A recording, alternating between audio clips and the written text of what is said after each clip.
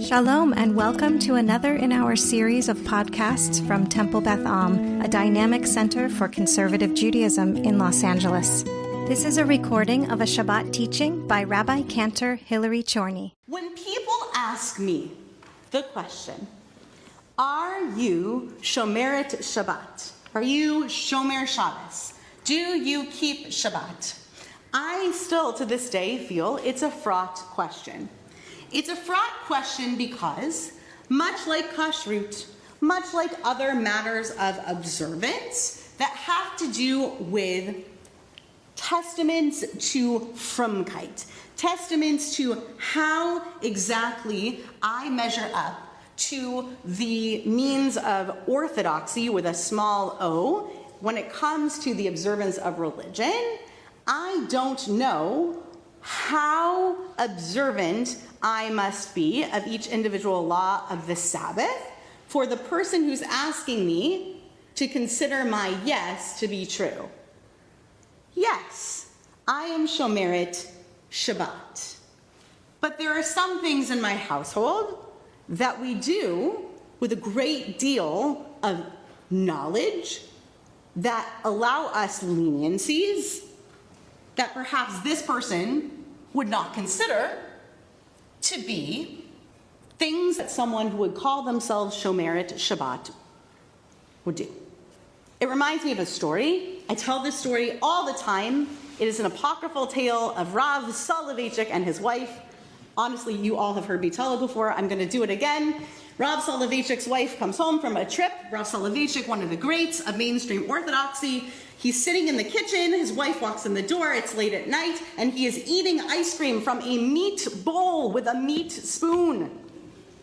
Because he knows he can. Because there's no problem eating dairy in meat vessels with meat spoons if it's all cold and non-spicy food. He knows it's not problematic, technically speaking. And she says, "Get out of my kitchen. You're strafing my kitchen." And it's a wonderful testament to what it means to be more lenient once you know more. How observant do I have to be Shomer Shabbat? What does it mean to be Shomer Shabbat? I want to answer this question by the end of this learning /shiur/ back and forth. We're going to do a lot of this in English, even though there's some valuable Hebrew. It's why I included all of this. There are two Rambans, two Nachmanides teachings in here, and they're gold mines. I mean, they're just beautiful. So I encourage you to take it with you. I want to start with the Rashi. The verse is the simplest one I could bring you. Kedoshim tihu. The verse isn't here. All you need is this piska, this piece of the verse, to know what we're looking at. You should be holy. It's a command. Look familiar? Kedoshim tihu. You should be holy. And the question that Rashi and so many commentators ask is, what is being holy? What's being holy? Who defines holy? What's holy? Good idea with the sunglasses. Nice call, Jeremy. Thanks. What's holy? I hope that makes it in the podcast. What's holy? What the heck is holy? Okay, so Rashi, who's in the 11th to 13th centuries, this whole school of thought, Rashi says, Hevu prushim min ha'arayotu min ha'avera, shekol makom shetamotze geder erva atamotze kedusha. He says, stay away from all the forbidden stuff. Don't do anything that they say not to do. Prushim, both Pei Reish Shin and Pei Reish Sin mean what? Separate, like Ufros Aleinu. Sukkah. Spread over us your sukkah of peace, right? Ufros and Perush. It means separate completely, right? So what does Rashi think it means? To be Kodesh as a person, what is Rashi saying? He reads the verse and he says, you can look deeper into the commentary too and answer. He says, wherever you see it, Motze Geder Erva Ata Motze Kedusha. Wherever you find in the Torah a command to fence yourself in against such relations, you also find a mention of holiness. Therefore, You should keep yourself even a fence away from it. Stay away. So what does Rashi think holiness is? Anyone want to take a stab at a definition per Rashi? Rashi thinks holiness is what? Doing what? Or not doing what? Staying away from certain behaviors. He gives a specific definition of these forbidden relations, forbidden intimate relations that are mentioned here in this Torah. Stay away. Don't engage, he says. Anyone else? Don't do it, he says. Yes, Aaron? So, like staying, and there might not be staying away, needs to stay away from the temple. That's how she... So Aaron's saying Rashi is sort of a literalist in this sense. He's reading between the white space there. So written here, Rashi says, listen, this is like the birds in the kashrut, right? There's a list here. These are the things you must not do. Don't do them. If it says geder, keep away from them, stay away from them. Anything else, if it's not mentioned, it's not mentioned. We're not worried about it, perhaps, right? Because perhaps, and perhaps that's what Rashi is saying. That's a very interesting take. And it's very specific. He says, stay away. Okay, we're going to get right to the Ramban because it's so interesting. Oh, Elon, you first, yeah. The one thing that's a little sinful, right? Okay, so he says, and stay away from sinful thoughts. You're forbidden to have sinful thoughts. It's forbidden. Don't think about it. It's forbidden. Right? Now, to be fair, Elon, you're right. Not doable. And we wouldn't have a Torah if we didn't have all of these laws to say, what do you do if you do a bad thing, right? So there actually is a large and extensive system, even midoraita, from the Torah that says, when you think about a bad thing, here's what you do, right? So we have a system set up for that.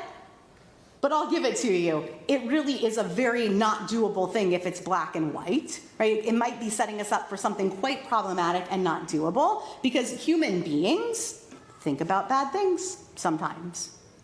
Think about doing things that are not permitted. Oh, I see two hands in the back row. Okay, we'll make it to you, Tyson, but first, yes. I was thinking it's interesting he's saying, like, don't do bad things. He's not saying... Right. So it's a positive command, Kedoshim Tihiyu, you should be holy. And Rashi says, don't do this. Right? How are you holy? Don't do X, Y, and Z. Fascinating. Great comment. Yeah? And right, simple, because as you mentioned, conscious, simple thoughts as in, I'm thinking of this thing and I'm going to act on it versus it just like a random 5-second thought. Right. So could it mean how fleeting a thought? How tiny, how big does it have to be for this thought to be a problematic issue, right? Stay away from anything, completely away. How many fences do I have to build around not thinking about it? And that's a great way for us to transition into what Nachmanides, what Ramban has to say about Rashi. Okay, because look down to the next commentary. You're going to look at it, turn the page, and go, whoa! Nachmanides had a lot to say, didn't he? We're going to look at the English mostly, only because there's not enough time. We wouldn't get to Kiddush. Okay, but the Hebrew is beautiful. The Hebrew is beautiful. He basically says the following. You can even look up. Do you see the fifth word in the Hebrew? Do you see Hanazir mentioned? Gives you a hint at what we're about to talk about. Okay? So the question here is just how abstinent do I have to be? He says, Kedoshim Tihiyu. Okay, Rashi says to us the following. Abstain from blah, blah, blah, blah, blah. This is Rashi's language. Lashon Rashi. You see that? The first 3 lines are just him repeating Rashi. He's commenting on Rashi's comment. But in Torah Kohanim, I've seen it mentioned without any qualification. It just says, Kedoshim Tihiyu Prushim. Just be self-restraining. No geder. Just be self-restraining, Kedoshim. And similarly, the rabbis taught there, you should sanctify yourselves and Kedoshim Tihiyu. And the line there is, I'll read to you in the Hebrew, Veheyitem Kedoshim ki kadosh ani. Kishem sha'ani kadosh kach atem tihiyu kedoshim. Be holy like I am holy. And in my opinion, says Nachmanides, this abstinence does not refer only to restraint from acts of immorality. So first of all, he doesn't limit it to just what's mentioned in this parsha, as the rabbi, meaning Rashi, wrote, as Harav wrote, but it is rather the self-control that's mentioned throughout the Talmud, which confers upon those who practice it in the name of the Pharisees, who called themselves the Perushim, literally, people who practice this self-restraint. And the meaning is as follows. This is the crux of his argument. The Torah has admonished us against immorality and forbidden foods, but permitted sexual intercourse between man and his wife, and the eating of certain meat and wine. If so, a man of desire could consider this to be a permission to be passionately addicted to sexual intercourse with his wife or many wives, and be among wine bibbers, like people who drink lots, and among gluttonous eaters of flesh, and speak freely all profanities, since this prohibition has not been expressly mentioned in the Torah, as Aaron was concerned we might be reading it, right? And thus he'll become a sordid person within the permissible realm of the Torah. So therefore, skipping ahead, going to the third line from the bottom, one should fourth line from the bottom, that we practice moderation even in matters which are permitted, such as in the following: one should minimize sexual intercourse, similar to that which the rabbis have often said, etc., etc. Turn to the next page. He should also sanctify himself to self-restraint by using wine in small amounts, etc., etc. What is Nachmanides' take as opposed to Rashi? What is Nachmanides saying about what Rashi is saying? What's his response to Rashi? What are his two big pushbacks? One of them he says is moderate. Okay. As opposed to Nachmanides saying, don't go near the forbidden things, he says be judicious and moderate. Okay, that's one pushback. Good. Right, but not zilch. Great, not zilch. And the other one has to do with what Aaron brought up earlier, which is, don't think what? I'm being a little Socratic. I'm looking for a particular answer. Permitted things can be. Right, don't accidentally think that if we didn't mention a prohibition, that's definitely permitted, right? Like, we're going to invent forbidden things, don't worry, right? Centuries later, we will invent bad, impermissible things, right? Don't think that that's not going to be invented, because it will. Vegas is coming, right? So, right? So, but to go back to the first point, what Nachmanides wants to teach about, and I could stop the shiur here, but I'm going to take us just a little bit further. Nachmanides wants us to focus on the idea that we are not a religion of asceticism or asceticism, depending on what region you're from. We are not a religion of people who refrain. We are a religion of people who self-restrain. We are not a religion of people who refrain. We are a religion of people who self-restrain. And to be a religion of self-restraint, this is now me, not Nachmanides, to be a religion of self-restraint, as opposed to a religion that requires refraining or asceticism, requires deep study. Because you cannot be in a mode of self-restraint and navigate tricky circumstances and kind of be in the in-between, eat ice cream in a meat bowl, say, right? One cannot do that without enormous knowledge, right? When people first go into the mode, when people become religious once again in their lives, I'll stay away from coded language. When people become religious again, they're born Jewish, but they decide that they're going to become more observant again. Many times, and I say this with a great deal of respect, that starts in a place of deep observance. Because to be restrictive is to allow oneself to work up to the knowledge that it takes to go from refraining entirely to a place of self-restraint. It takes navigation. Let's go to the last few sources. I want to go to the bottom of that third page, the second piece of paper, to the Mesilat Yesharim, which is this piece of Hasidut. It's a piece of Hasidut that brings a piece of Talmud on another line on a completely different teaching from Parshat Kedoshim. It's talking about this verse in Vayikra about having just weights and measures. And the teaching goes as follows. Amru, Vehin Sedek, it should be that you have a just heen, a heen that is a heen of justice, or a heen that is right and just. You should surely have that. This idea of having a righteous heen, they're going to reread as having a just hain. What is hain? Hain is so, and it can also mean kain. It can also mean a yes. It can also mean a yes. And they're going to reread it as a yes. They say that just as one needs to have a righteous measure, one needs to have a righteous yes. So they say that it's here to teach us, having equal weights and measures, that we should have a righteous yes, that just as our yes should be righteous, our no should be righteous.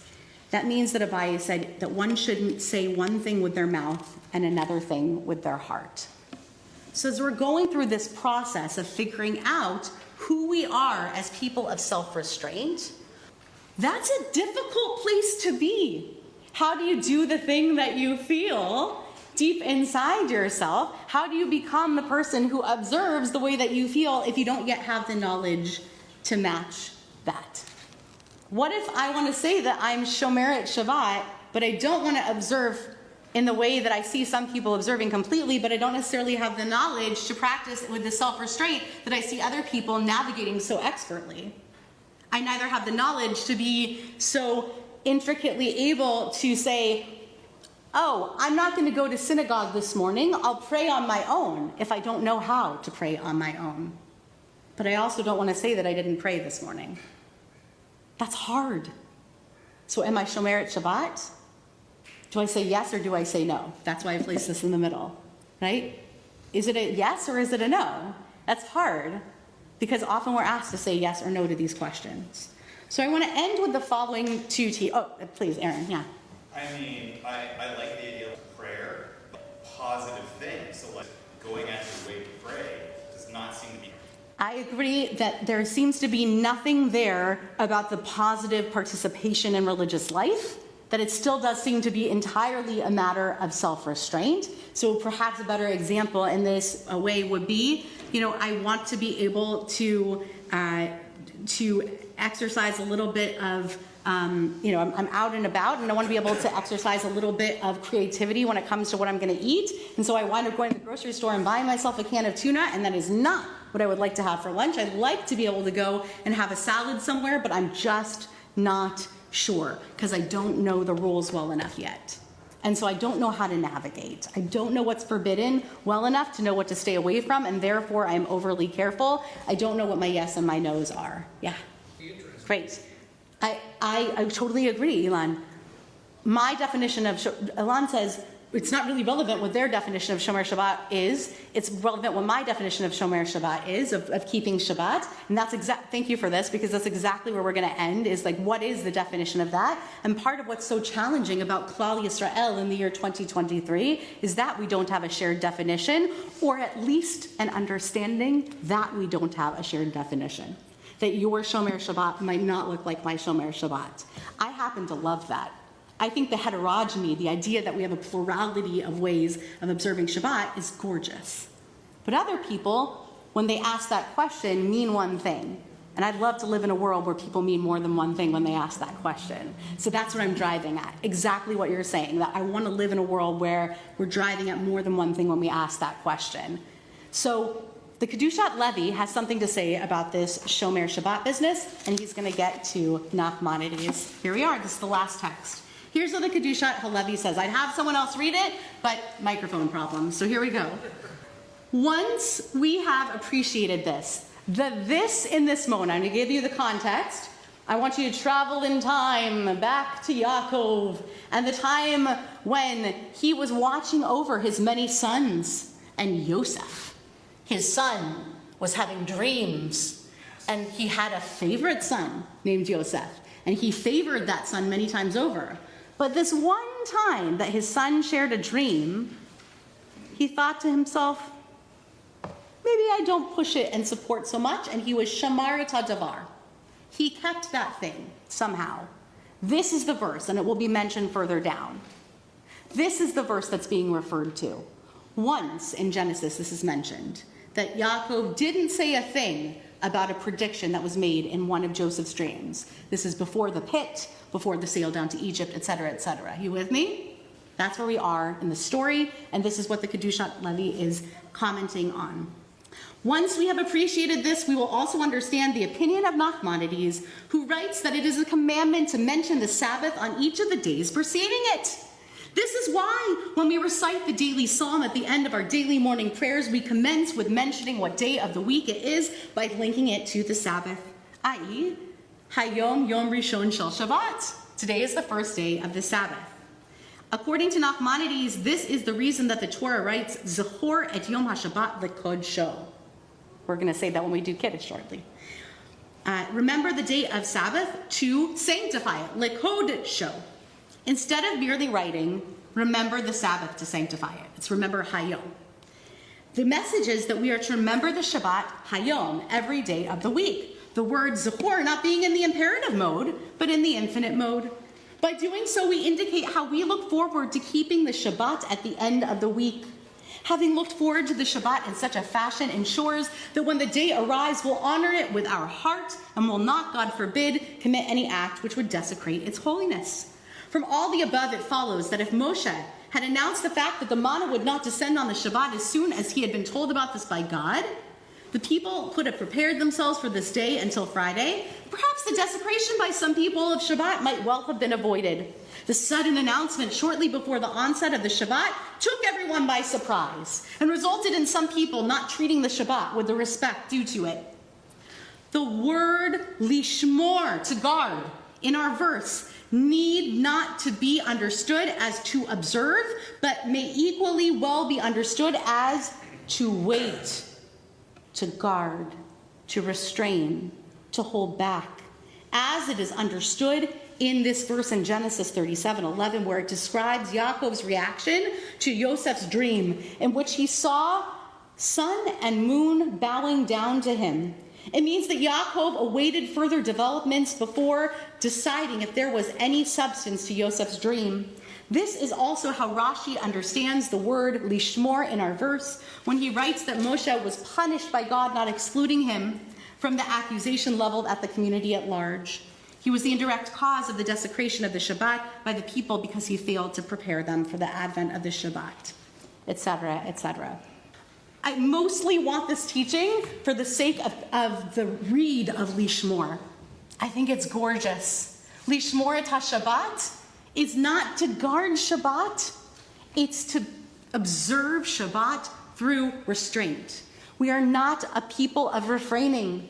We are not Karaites. We don't sit on the floor and do nothing. We're here, and we all did something to get here, and we all did different things to get here today. We are a people of refraining, not restraining from everything. We have a variety of things that we do, and it takes an enormous amount of knowledge. And this crowd, particularly Beitenu, I know how dedicated you are to learning and then learning more and learning more. And it's a process. It's a lifelong process of learning. You are shomerim at Shabbat. You're guarding it. You're awaiting it. You're holding close to it and holding back and refraining. My blessing to you this Shabbat and many Shabbatot is that you are able to develop a Shabbat of restraint. Not a Shabbat of refraining. A Shabbat in which restraint gives you blessing. A Shabbat in which your preparation, just as it's described in the story about the manna, is that you have so much time next week and the next and the next to prepare for Shabbat that by the time you get to the following Shabbat, your preparation make it so that you get a taste of Olam Haba. So that when you're there in the Shabbat, you get to restrain from some of the things that you have to normally do on a regular day because you prepared those things for yourself, and you get to say, thank you, Past Hillary, thanks, Past Elon, thanks, Past Bonnie, right? I did those things for myself, and it's right there. And then you get to refrain from those things because you had the time to prepare. I love that this last that this last text acknowledges the reality that we are human beings. Just like you said, Elon, we're not going to not think in pure thoughts. It's such a great point. We're not going to be able to just jump into Shabbat without preparation. My blessing to all of you is that we never grow tired of learning and changing what our observances are, that we always feel like we can answer with a just yes, and that we feel like we continue to be a people who are blessed to refrain but not to restrain but not refrain from the things that bring us such joy, and that we always feel like there's a little bit more to learn. You have been listening to another in our series of podcasts from Temple Beth Am, a dynamic center for conservative Judaism in Los Angeles. If you enjoy these podcasts, we invite you to write a review on the Apple Podcast site or wherever you get your podcasts. For more information about Temple Beth Am Los Angeles, go to tbala.org.